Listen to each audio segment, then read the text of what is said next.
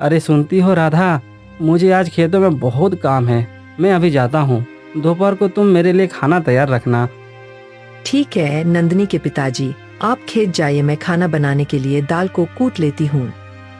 बेटी नंदिनी, तुम अपनी माँ का मदद करना, ठीक है? मैं जल्द ही जाऊँगा और वापस आ जाऊँगा।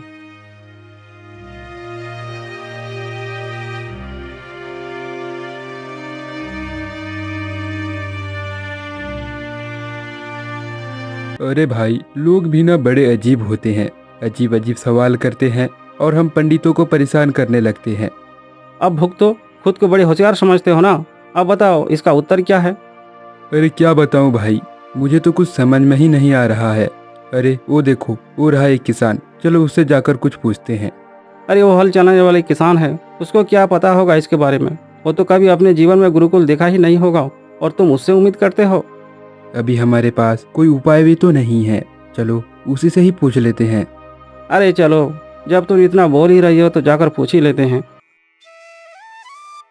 अरे ओ भाई किसान, जरा सुनते हो?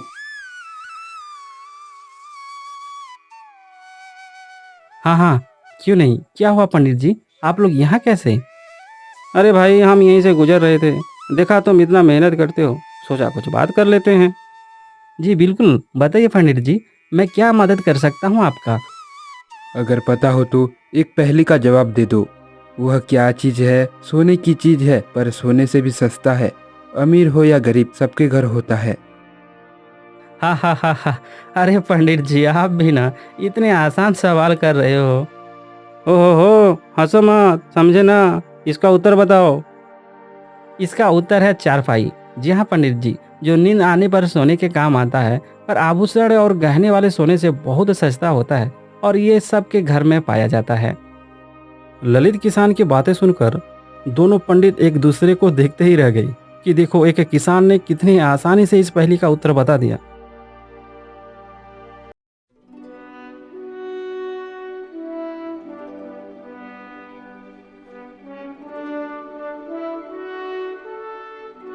आज का सभा आरंभ किया जाए। बताइए मंत्री जी, आज कोई विद्वान इस सभा में है जो मेरे इन सवालों का जवाब दे सके?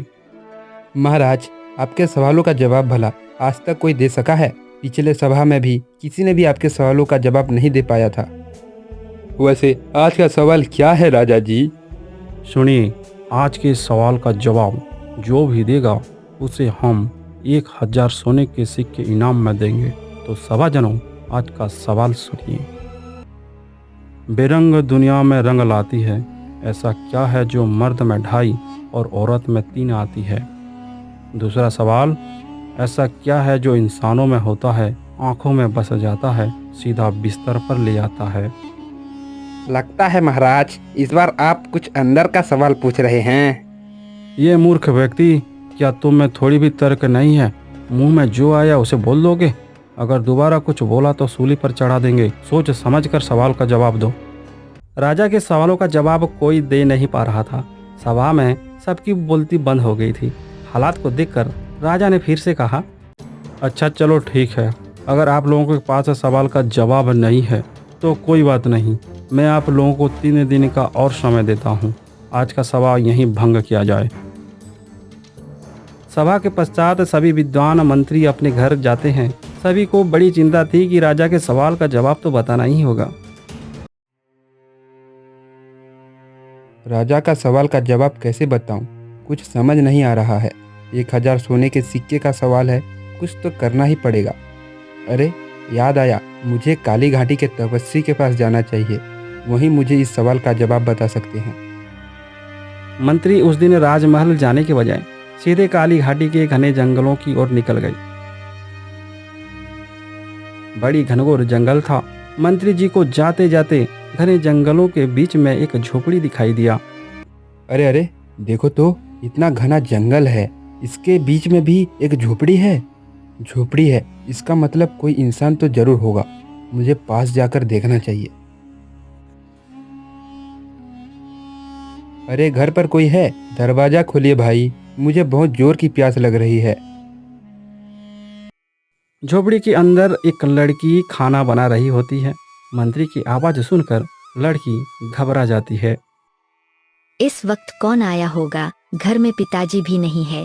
कोई डाकू लुटेरा हुआ तो? अगर कुछ पूछता है तो मुझे कुछ उल्टा पुल्टा जवाब देना होगा ताकि मैं उसको उलझा सकूं। हाँ, यही ठीक रहेगा। नंदिनी दरवाजा के बाहर निकलती है। उसने देखा सामने कोई अनजान पुरुष खड़ा है। आप कौन हो? दिखने में तो कोई राजघराने के जैसे दिखते हो। जी बिल्कुल, मैं इस राज्य का मंत्री हूँ। बेटी, क्या तुम इस जंगल में अकेली रहती हो? क्या तुम्हें डर नहीं लगता? क्या नाम है तुम्हारा? मेरा नाम नंदिनी है। और मंत्री जी डर कैसा? ये जंगल ही तो हमारा घर है। अच्छा, ये बताओ, मैं कब से आवाज़ दे रहा हूँ? दरवाज़ा खोलने में बड़ी देर कर दी। मेरे कारनामे पर मत जाइए साहब। मैं दिखती छोटी जरूर हूँ। मैं माँ को जला रही थी और बेटी को पका रही थी। मुझे कुछ समझ नहीं आया बेटी। अच्छा, तुम्हारे माँ पिताजी कहाँ हैं? वह नज़र नहीं आ रहे हैं। सब अपने अपने काम में व्यस्त है। अच्छा, तुम्हारी माँ कहाँ है? वो क्या कर रही है? मेरी माँ बड़ी बहादुर है। वो एक का दो कर रही है, यानी कि किसी का टुकड़ा टुकड़ा कर रही है। नंदिनी की बातें सुनकर मंत्री आश्चर्यचकित हो गई। उसे उम्मीद नहीं था कि इतने घने जंगलों में रहने वाली कोई साधारण लड़की भी ऐसे जवाब दे रही है। बड़ी होशियार लगती हो। अपने पिताजी के बारे में बता दो, वो अभी कहाँ हैं? क्या वो 5 का 10 करने गए हैं? नहीं मंत्री जी, मेरे पिताजी मिट्टी को मिट्टी में मिलाने गए हैं। नंदिनी से बातें करते करते कितना समय बीत गया कि मंत्री अपने मूल काम को ही भूल गया। इतने में नंदिनी के पिताजी भी वहां पहुंच जाते हैं। लगता है आप नंदनी के पिता होंगे। पिताजी, ये राजा जी के मंत्री है। कोई काम से यहाँ आए हैं। अच्छा, आपको इस जंगल में अचानक ऐसा क्या काम आन पड़ा मंत्री जी? मैं इस जंगल में क्यों आया हूँ आपको ज़रूर बताऊँगा, लेकिन मुझे नंदनी के बारे में बताइए। लेकिन मुझे नंदनी की बताई हुई बातें कुछ हजम नहीं हो रहा है। अच्छा, नंदिनी ने आपको कौन सी ऐसी बातें बताई हैं मंत्री जी? मंत्री ने नंदिनी की सारी बातें ललित को दोहरा देता है। उस पर मुस्कुराते हुए ललित कहता है, सुनिए मंत्री जी इसका जवाब। माँ को जला रही हूँ, बेटी को पका रही हूँ, यानी कि नंदिनी अरहर के लकड़ियों को जलाकर अरहर की दाल बना रही है। अब दूसरी सवाल का जवाब ये है कि उसकी माँ एक को दो कर रही है, यानी कि मसूर के दाल को दल रही है। अब तीसरी बात ये है कि मिट्टी को मिट्टी में मिलाना, यानी कि मैं खेतों पर पड़े गड्ढों को मिट्टी भरने गया था। अरे वाह ललित भाई, मैं आश्चर्य हुआ। आप लोगों की बातें सुनकर मुझे थोड़ा ज्ञान भी मिल गया। अच्छा, तो अब मैं चलता हूँ। काली घाटी के बाबा के पास भी जाना है। बाबा के पास जा रहे हैं मंत्री जी?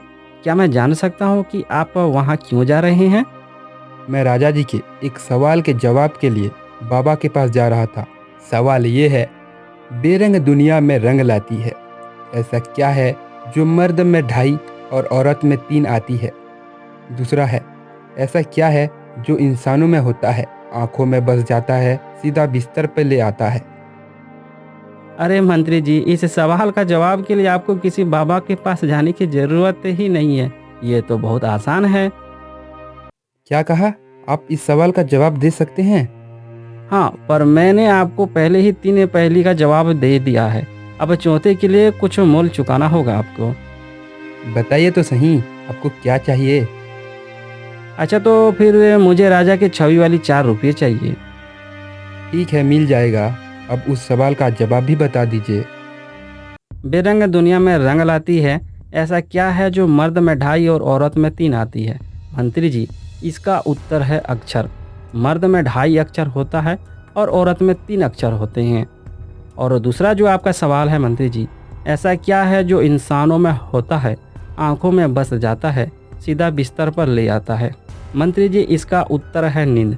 यानी कि नींद इंसानों की आंखों में जब आता है तो इंसान सीधा बिस्तर पर सोने के लिए जाता है। किसान के उत्तर को सुनकर मंत्री बहुत खुश हुआ। किसान को धन्यवाद दिया।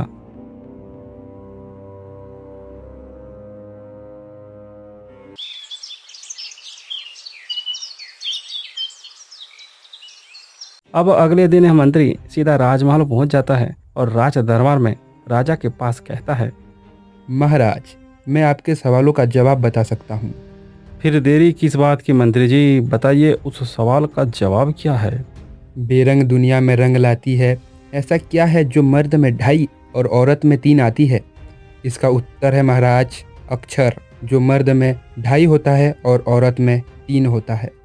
दूसरा, ऐसा क्या है जो इंसानों में होता है, आंखों पर बस जाता है, सीधा बिस्तर पे ले आता है? इसका उत्तर नींद है महाराज। नींद जब इंसानों की आंखों पर आता है तो वह सोने के लिए सीधा बिस्तर पर ही जाता है। राजा ने मंत्री का जवाब सुनकर खुश हो गया और 1000 सोने के सिक्के मंत्री को इनाम में देने की घोषणा कर दिया। मंत्री इनाम पाकर बहुत खुश हो गया, लेकिन अभी असल कहानी बाकी है।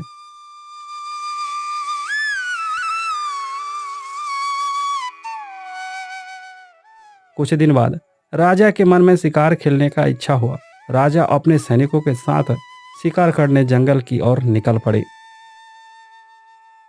अरे सैनिकों, जंगल के मध्य में तो पहुंच गए, पर दूर दूर तक कोई शिकार नजर नहीं आ रहा है।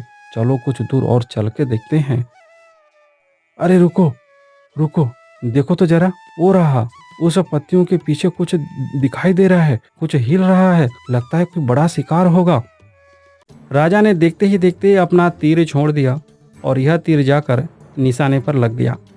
राजा और सभी सैनिकों ने जब पास जाकर देखा तो सब दंग रह गए। महाराज, ये तो कोई बकरी है और महाराज इसके गले में एक सिक्का टंगा हुआ है। महाराज, ये तो हमारे राज्य का सिक्का है और इसमें आपका चित्र अंकित है महाराज। ये क्या बोल रहे हो? हमारा राज्य का सिक्का इस बकरी के गले में? इतने घने जंगल में ये संभव नहीं हो सकता। बकरी ललित किसान का था जो भटक गया था। ललित बकरी को ढूंढते ढूंढते वहां पहुंच जाता है। हे भगवान, मेरी बकरी को क्या हुआ? कौन है वो निर्दयी जिसने इस बेजुबान की जान ली है? क्या तुमने इस बकरी की जान ली है? बताओ बताओ, तुम चुप क्यों हो? बताओ। जरा सुनिए, शांत हो जाओ भाई। मैं दोषी हूँ, मैंने शिकार समझकर उस पर तीर चला दिया। मुझे माफ कर दीजिए भाई।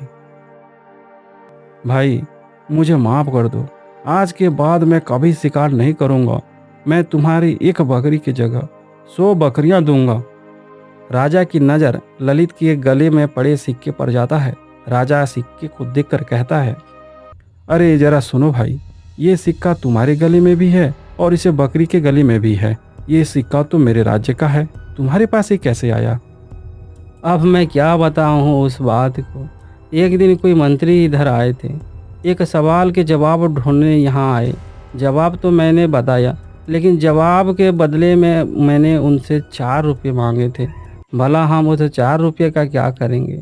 हम अपने राजा के चित्र को अपने पास रखना चाहते थे, इसलिए मैंने राजा के चित्र वाले 4 रुपये मांगे। उस 4 रुपये में मैं, मेरी पत्नी, मेरी बेटी और ये मेरा बकरी, हम चारों ने उस 4 सिक्के को राजा का स्मृति चिन्ह समझकर अपने गले में हमने ताबीज बनाकर उसका धारण किए थे। इतना सुनकर राजा के पैरों से जमीन खिसक गया और राजा घोर पश्चाताप करने लगा। राजा ने ललित और उसके सभी परिवार को आदर भाव से अपने राजमहल ले गया।